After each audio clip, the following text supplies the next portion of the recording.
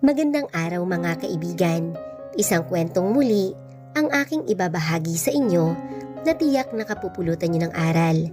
Pero kung bago ka pa lamang sa aking channel, ay pakilike po ng ating video. Paklik ng subscribe button, gayon din ng bell icon para lagi po kayong updated sa mga paparating pa na upload. Ito po ang mga events na pupuntahan ni Miss Katrina sa mga susunod na araw. Inabot ng assistant kong si Paula ang list na inihanda nito para sa akin. Lahat po ng may check ay may invitation ka rin pong natanggap mula sa kanila. Really? Naglaro ang nakakalokong ngisi sa aking labi, saka pinagmasdan ang mga iyon. May mga guest list ka ba ng mga ito? Tanong ko rito. As of now, ito pong event ni Miss Angela ang mauuna sa lahat ng event. Hindi po tayo makakuha ng list sa kanila. Tumangutango naman ako. Tiyak bang dadalo si Katrina? Tanong ko rito. Opo ma'am, yearly po ay dumadalo si Miss Katrina sa event ni Miss Angela. Sikat na designer si Angela. Tiyak na sa mga events nito ay maraming sikat na tao na dadalo. Nagpadala rin po pala siya ng mensahe na nais ka raw daw po niyang makilala. Natigilan ako. Ha? Kilala po ni Miss Angela si Boss Emmanuel. Opportunity rin po sa inyo na dumalo at makilala ang ilan sa sikat na negosyo sa bansa. Dadalo sila ng fashion show? Bahagyang umangat ang kilay na ani ko rito. Opo ma'am. Okay, ihanda mo ang isusuot ko. Actually po, nagpadala po si Miss Angela ng isusuot ninyo. Really? That's so nice. Opo ma'am. Pupunta ako. Napangiti naman si Paula sa naging sagot ko. Okay po ma'am, iaayos ko po ang schedule nyo. Attention seeker na ba ako kung gusto kong kunin palagi ang attention ng kapatid ko?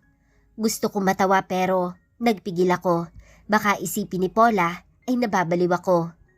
Nang sumapit ang araw ng fashion show ay pinaghandaan ko talaga. Nabanggit ni Emmanuel na kaibigan din ito ang asawa ni Angela. Kaya naman, dadalo rin daw si Emmanuel.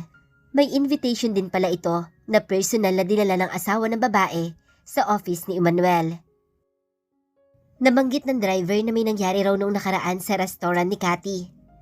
Natigilan ako sa pagsusuot ng kwintas nang magsalita si Emmanuel. Nang maikabit ko iyon, ay tumayo ako upang lapitan ito at ayusin ang necktie nito. Titig na titig ito sa mukha ko habang inaayos ko ang necktie niya. Well, napraning na naman ang kapatid ko. Binuhusan ako sa ulo, so tinapunan ko rin siya. Yun lang ang nangyari? Tanong nito sa akin. Nag-away sila sa parking lot. Nag-usap kami ni Daniel. Yun lang. Bahagya akong hinaplos ang balikat nito. I trust you. Ngumiti naman ako rito. Of course, alam ko naman ang ginagawa ko. Ngumiti ito saka kami nagpatuloy sa paghahanda. Nang matapos ay sabay nang lumabas ang silid. Hindi pa nagsasanga ang landas namin ni Katrina sa subdivision na ito. Siguro'y magandang dumalaw rin ako sa clubhouse ng subdivision na ito para naman makilala ko ang mga kapitbahay namin sa lugar na ito. Upang makilati sa mga pwedeng maging kakampi at makilala na rin ang mga posible na kaaway. Isang red silk evening gown ang ipinadala ni Angela. Hulmang-hulma sa katawan ko. Ang mahabang slit ng gown sa kaliwang hita ko ay bumagay sa mahaba at makinis kong hita. May malalim na cut sa part ng dibdib. Panay ang sulyap doon ni Emmanuel. Lalaki pa rin talaga to. Pero dahil pareho kami ng set ng limitation ay hindi kami umaabot sa point na pagsisisihan din naman naming dalawa. Sa syudad pa ang tungo ng biyahe naming ito, kung saan sa isang sikat na hotel idaraos ang fashion show na dadaluhan ng mga bigating bisita. Pagkatapos i-check ang invitation naming dalawa, ay magkahawak kamay kaming pumasok. Agad na sinalubong ng kislapan ng mga kamera. Kung mapapanood man ito ng lahat, ay tiyak na aabot sa kaalaman ni Mami at Daddy. Pero matagal ko namang inihanda na ang sarili ko roon. Noong naghahanda pa lang ako sa pagbalik sa Santa Estrella, ay tiniyak ni Emmanuel na hindi maikakalat ng media ang identity ko bilang Isabela. Puro artikulo tungkol kay Emmanuel at sa asawa niya, which is ako yon, na hindi naman inilalabas ng media ang mukha ko. Money talks talaga sa mundong ginagalawa namin. Fashion show lang ito, pero naglalakihan tao ang nakikita kong narito. Kahit nga naman saan, opportunity pa rin ang mga ito para makipag-ugnayan sa mga prospect nila sa business. Nang makita nga kaming pumasok ay nagunahan pang nagsilapit ang ilan sa mga ito. Ang target, ang asawa kong katabi ko ngayon na hindi binibitawan ang kamay ko. Nakikipag-usap ito, pero hindi nakakalimutan na katabi lang niya ako. Ipinakikilala ako nito sa mga kumakausap dito. Nakausap din namin si Angela at ang asawa nito, pero saglit lang dahil magsisimula na ang event. Bukod sa fashion show ay magkakaroon din pala ng bidding. Nakababanggit lang ni Emmanuel nang makaupo kami sa pwesto namin. Para sa isang foundation na receiver ng lahat ng malilikom ng organizer. That's nice. Nang pakiramdam ko ay may nakatitig sa akin, ay iginala ko ang tingin ko. Nang mahanap ang taong nakatitig sa akin, ay marahang naglaro ang ngisi sa labi ko nang makitang si Katrina iyon. Agad itong nag-iwas ng tingin na ikinabungisnis ko. Coward. Nang si Daniel ang balingan ko, ng tingin ay matamis ko itong nginitian. Kitang-kita ko ang bahagyang panginginig ng kamay nito na dumampot ng wine glass at mabilis na inilapit sa labi nito. Hindi naman ito uminom, wari lang nataranta at hindi alam ang gagawin. Kinuha ni Katrina ang atensyon ng lalaki pero parang hindi naririnig ni Daniel. Kaya naman, nang bumaling muli ang tingin ni Katrina sa akin ay mas lalo itong nanggagaliiti sa inis. Saka ko lang iniwas ang tingin ko rito. Mauuna ang fashion show bago ang bidding. Mukha namang ang lahat ng lalaking narito ay hindi sa mga damit interesado. May target sila sa bidding mamaya. Napansin pala ng lalaking katabi ko ang pag-observe ko sa paligid. May isang painting mamaya na ibibid. Ipininta ng isang kilalang businessman and painter na rin na ilalabas later. Paliwanag dito. Oh, I want to see that. Kukuhanin natin yon. Confident na ani nito. I love that. Nang magsimula ang show ay in-enjoy ko na lang ang nakikita ko. Mahusay si Angela, kaya siguro sikat na sikat ang brand nito hindi lang dito sa Pilipinas, kundi pati na rin sa ibang bansa. Punta lang ako sa CR. Ani ko kay Emmanuel, saka tinap ang balikat nito. Hindi naman ito nagkomento pa. Tiyak na may susunod at susunod sa akin. Hindi ko lang alam kung sino. Nakita ko si Emily kanina. Kasama nito si Ian at si Kenneth. Pero dahil hindi naman sila kilala ng isang Isabela, ay umakto akong wala lang ang presence nila. Naguhugas na ako ng kamay nang marinig ko ang pagbukas ng pintuan. Nakita ko gamit ang malaking salamin ang pagpasok ni Emily at Katrina. Bahagya akong ngumiti sa mga ito, saka kumuha ng tissue. May problema ba? Kalmadong tanong ko, saka inilabas ang lipstick at sinimulang applyan ng pulang lipstick ang labi ko. Sino ka ba talaga? Ikaw ba si Carmela? Si Emily iyon. Kumuha ka pa ng kakampi para harapin ako, Katrina? Para kang bata na hindi tumitigil dahil lang threaten ka? Shut up! Mariing ani nito na humakbang palapit sa akin. Hindi naman ako nabahala. Palagi kong naririnig ang pangalang Carmela. Nasaan bang babaeng yan? Para magkumuhog kayo para kumprontahin ako regarding sa kanya. Sabay harap sa mga ito. Pinatay niyo ba siya? Tanong ko sa mga ito. Kitang-kita ko ang takot sa mukha ni Katrina. Bahagya akong natawa. That's impossible nga naman. Sa ganda niyong yan, balabo kayo makapanakit. Kamukhang kamukha mo siya. Paano kami mapapanatag? Masyado kang paranoid. Katrina, be nice to me, darling. Baka maboard ako at sabihin ko sa asawa ko na ginugulo mo ako. Baka pumitik ang kabaliwan ko at sabihin huwag nang i-entertain ang asawa mong si Daniel sa inaalok na proposal. Hinawakan ni Emily ang braso ni Katrina na waring pinapakalma ito. Saka hindi mo pa ba alam? Sa iisang subdivision lang tayo nakatira. Nice meeting you here, neighbor. Tinapi ko pa ang balikat niya saka ko dinampot ang pouch ko. Nang lumabas ako ng banyo, ay nakita ko si Kenneth na tutok sa cellphone nito habang naglalakad patungo sa banyo. Sinadya ko talaga siyang salubungin. Inaasahan ko ang malakas na impact ng pagbangga nito, kaya naman inihanda ko ang sarili ko. Nang tuluyan kaming bumunggo sa isa't isa, ay mabilis na pumulupot ang braso nito sa bewang ko upang hindi ako bumagsak. Nabitawan ko ang pouch ko habang ito ay nabitawan niya ang phone niya. "Are you okay?" Tanong nito sa akin. Marahan akong nag-angat ng tingin. Napasinghap ang lalaki nang mabistahan ang mukha ko.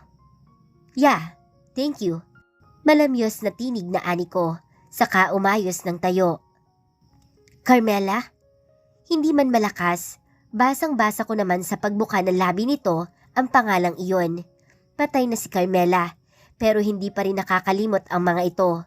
Ngumisi ako rito saka tinapik ang balikat nito. Dapat lang nilang tandaan si Carmela. Dapat lang. "I'm Isabella Alvarez. Remember my name, babe?" Malambing na ani ko rito, saka dinampot ang pouch at iniwan ito roon. "Kaya pala gusto niyong makuha." Nakangising ani ko habang nakatitig sa painting na ngayon ay inaayos para masimula na ang bidding. Napakaganda ng painting. Agad na naagaw noon ang attention ko. 500K, taas ng unang bidder. Hindi man lang marunong kumalma ang isang ito. 1 million. Sinulyapan ko ang pwesto ni Katrina. Si Daniel ang nagsabi ng 1 milyon. Pumalag pa ang iba hanggang sa umabot ng 3 milyon. Alam kong nakikiramdam lang si Emmanuel. Tumaas na ang bid pero hindi pa rin ito nagbibid.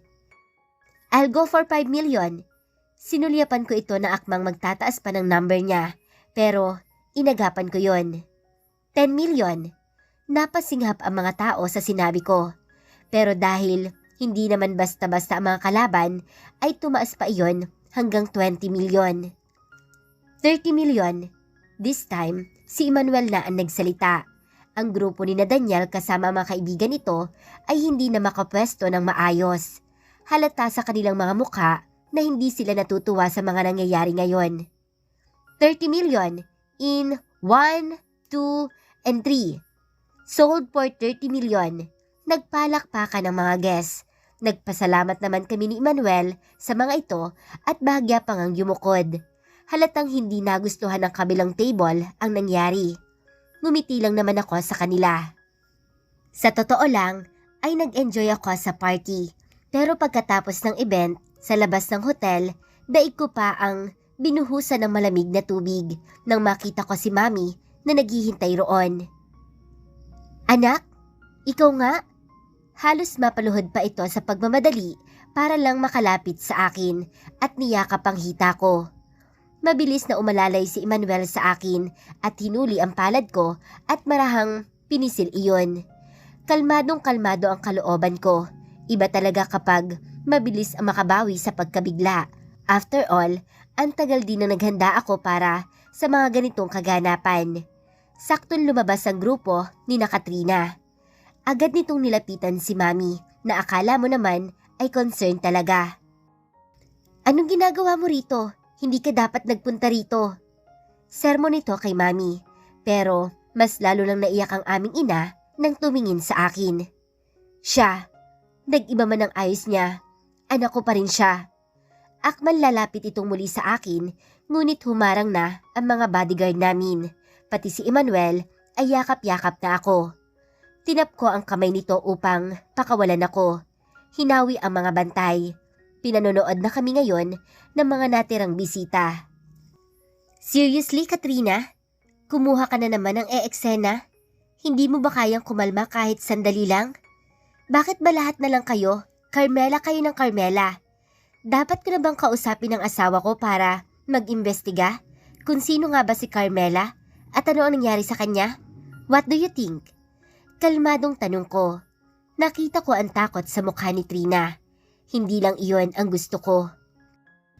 "How about you, ma'am? Bakit hindi nyo alam kung nasa ng anak nyo? Bakit sa akin kayo umaatungan lang ganyan?" Kalmadong tanong ko, pero kitang-kita ko ang gumuhit na sakit sa mukha nito. Hindi ko alam kung dapat ba akong mag-guilty, Pero 'di ba, naging instrumento rin naman ito sa lahat na nangyari noon. 'Di ba? Isa rin ito sa naglihim sa akin. Mas natakot itong mawala ang mga ari-arian namin, kaya itinikom niya ang bibig niya at hiniyaang manduhan ako ng aking ama ng asawa niya. Anak, lumuhod pa ito sa harapan ko. Patawarin mo na si Mami. Anak, umuwi ka na sa amin. Miss na miss ka na namin. Baka naman kaya wala na ang anak niyo dahil hindi kayo naging mabuti sa kanya. Guess ko lang naman yon, pero kung tama man ang hula ko, I think dapat hindi na kayo umasa na bumalik pa siya. Mas lalong naiyak si Mami. Si Trina naman ay luhaang niyaka pa rin ang aming ina.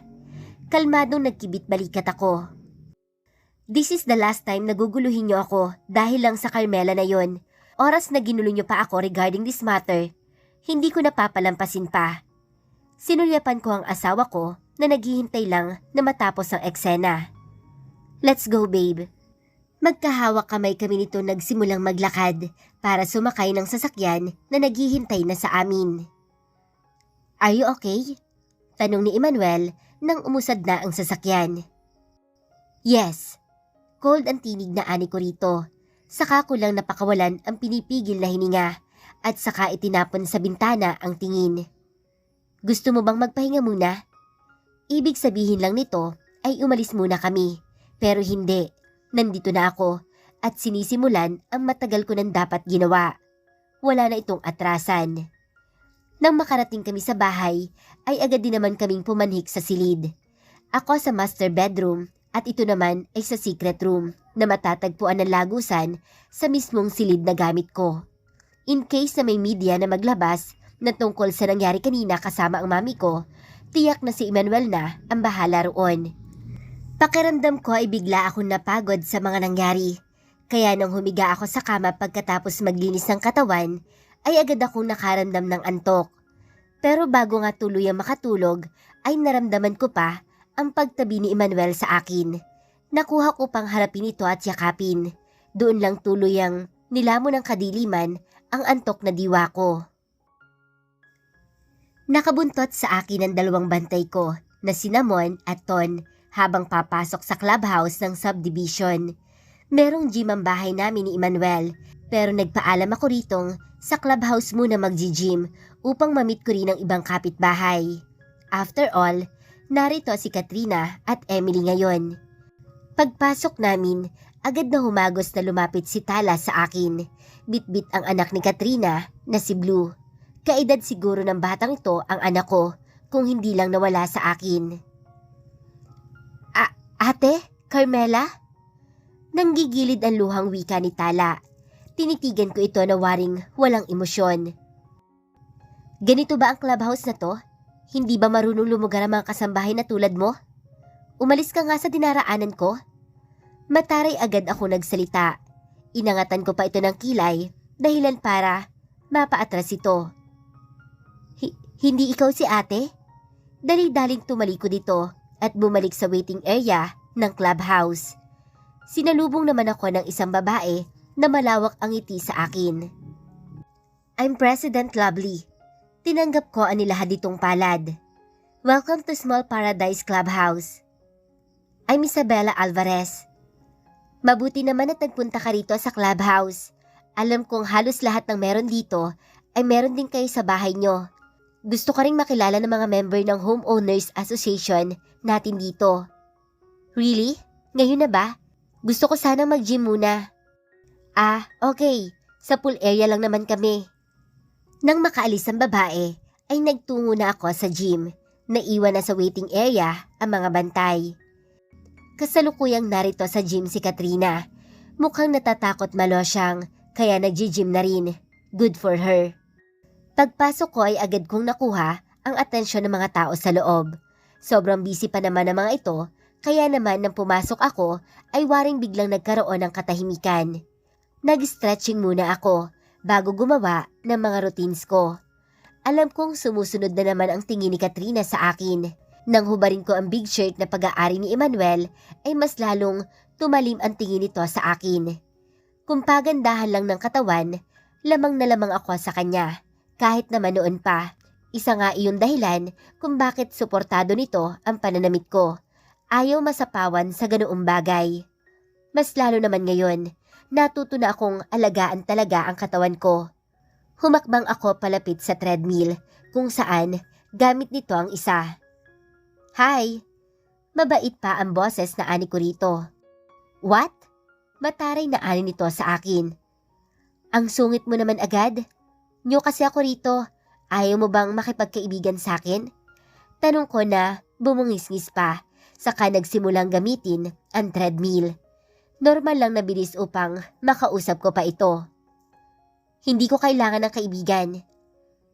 I think dapat kailangan mo. Kinukumbinsi ng asawa mo ang asawa ko sa iyong negosyo. Di ba dapat maging mabait ka sa akin? Paano ko kayo matutulungan na kumbinsi ng asawa ko kung ma-attitude ka? Napasinghap si Katrina sa sinabi ko. Inihinto na nga nito ang treadmill, saka matalim ang tingin sa akin. Nakadepende rin naman sa taong kaharap ko ang pasensya ko. Yung sayo, paiksi ng paiksi. Huwag mong hintayin na masagad talaga dahil baka pagsisihan mo sa huli. Kalmadong ani ko, saka nagpatuloy sa pag-e-exercise. Inis na lumapit ito. Nagpatuloy ako sa pag-e-exercise na kunwari hindi nag-e-exist ang mga ganitong uri ng tao. Mas matagal ang naging workout ko kaysa rito. Nang matapos ito, ay umalis na lang basta. Well, hindi naman ako umasa na magpapaalam pa ito. Hihintayin ko talaga yung time na ma-realize nito na mas mataas ang pwesto ko rito at dapat itong magpakumbaba sa akin. Nang matapos akong mag-gym ay nagpa siya muna akong magpalit ng damit, saka nagtungo sa grupo ni na President Lovely. Nang makita ko nitong patungo sa grupo nila ay agad nitong kinuha ang atensyon ng lahat. She's Isabella Alvarez, asawa siya ni Mr. Emmanuel Alvarez. Naku, kailangan pala nating maging mabait, lalo sa kanya. Mrs. Alvarez, baka naman pwedeng maisingit sa schedule ng Mr. mo ang asawa ko. Sobrang hirap daw magpaset ng appointment sa kanya eh. Nakangiting ani ng isang ginang. Let's see. Naupo ako sa bakanting upuan.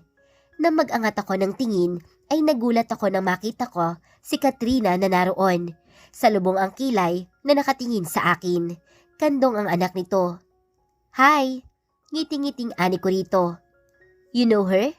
Tanong ni President Lovely sa akin. Yeah, siya si Katrina Montenegro, asawa ni Daniel Montenegro. Wow, mukhang may nagwagi na sa atensyon ni Miss Isabella. Singit ng isang babae na waring nainggit lalo't kilala ko si Trina. Well, not really kilala. Madalas lang kasi niya akong guluhin at pinag-iinitan na ako raw si Carmela. Kilala niyo ba si Carmela? Kunwari pa inosenteng tanong ko. Carmela Villanueva Montenegro? Yung kapatid ni Katrina na namatay? Ngayon ko lang napansin si Emily na nasa kabilang bahagi pala ng table. Oh, really? Carmela Villanueva Montenegro? Gusto ko tuloy siyang makilala dahil grabe ang trigger ni Katrina kapag nakikita ako. Siya ba yung dating asawa ng kapatid mo, Emily? Singit ng isang ginang, exaggerated na suminghap ako. What do you mean? Second wife lang ni Daniel si Katrina? Kunwari takang-taka sa nalaman. Oo, second wife nga siya. Na-fall sila sa isa't isa noong time na parehong down na down sa pagkawala ni Carmela. Chismis naman ang isa. Wow, that's so interesting. Nakalumbaba ako at pinagmasdan ang baby ni Katrina. Siya ba ang baby nyo? Ilang taon na siya? 2 years old na siya. Ang cute ni Baby Blue, no? Hindi man lang makapagsalita si Katrina. Sumisingit ang iba na waring gustong pumapel upang makuha ang atensyon ko. 2? Nice! Makahulugan ng ngiting itinapon ko kay Katrina na hindi talaga makuhang mag-react. 3 years nang nawawala si Carmela. Nagawi ang tingin namin lahat sa isa pang ginang. Nagtataka lang ako kung paano naging 2 years old na ang baby mo, samantalang ayon sa mga interviews mo, na-fall kayo ni Daniel sa isa't isa nung nawala si Carmela. Agad-agad, nabuntis ka tapos ngayon, 2 years old na ang baby? Mali ba ang calculation ko? Nagtawa na ng ibang ginang na nasa table. Ibig mo bang sabihin may possibility na Nagsasama pa si Carmela at Daniel, pero may relasyon na si Daniel at Katrina? Napasingap ako at napatakip ng bibig. You got it right. Ganun nga ang side na tiningnan ko. Halatang nagpipigil lang si Katrina. Nang tingnan ko si Emily ay hindi rin ito magawang mag-react sa nagiging takbo ng usapan. Napaano ba si Carmela? Pati nga ang mami niya, lumuhod pa sa harapan ko dahil akala niya raw anak niya ako. Well, medyo pathetic sila sa part na yun. Don't say that. Tumayo na ito habang karga ang baby niya. Ayan ka na naman, Katrina.